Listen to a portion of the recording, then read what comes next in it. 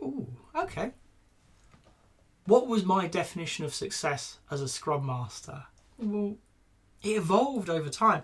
In the early days, I'll be honest, definition of success was the team liked me.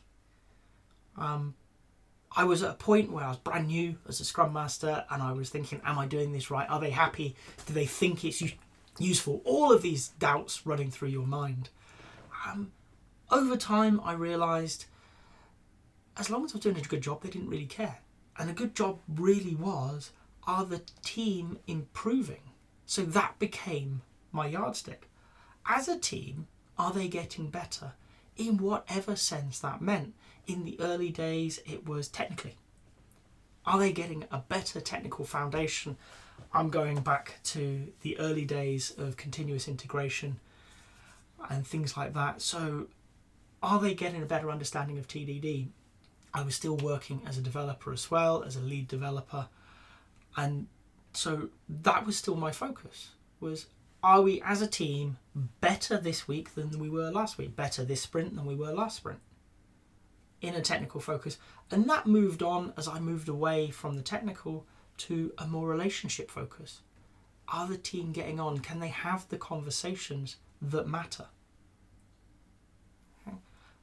Today we would talk about psychological safety. It wasn't commonly discussed or particularly well known about at that point, but I recognise it now as one of the best things a Scrum Master could be looking for is, can everybody in the team talk openly and honestly and say things that others may not appreciate?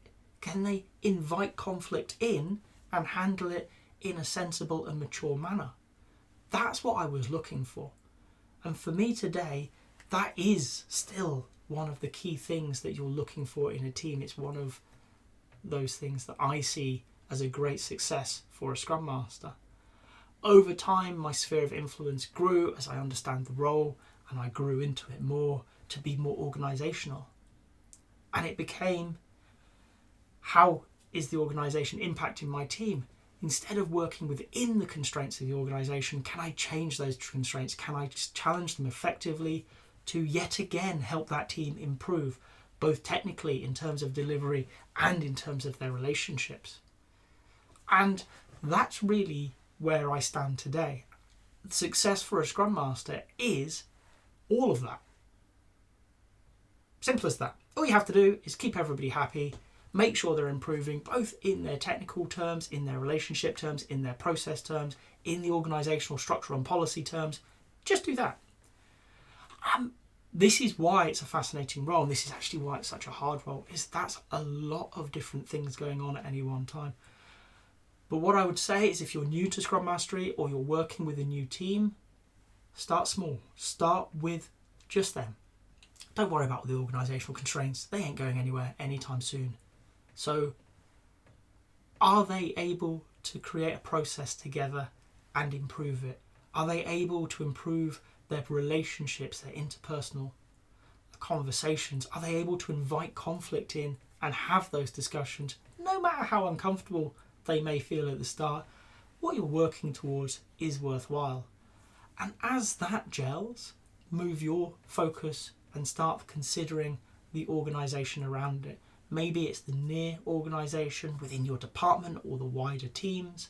Are people doing things counter to what you're doing? Have those conversations. Are you willing yourself to step up and have those uncomfortable, and they often are, uncomfortable conversations about how somebody's good intentions are negatively impacting?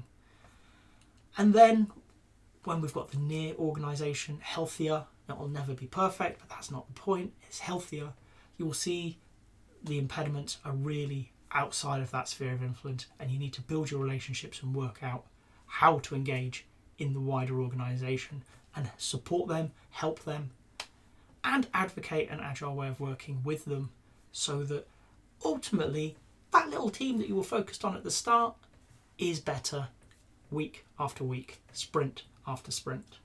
So success for a Scrum Master is very variable. It depends where your team is. It depends where you are in your career.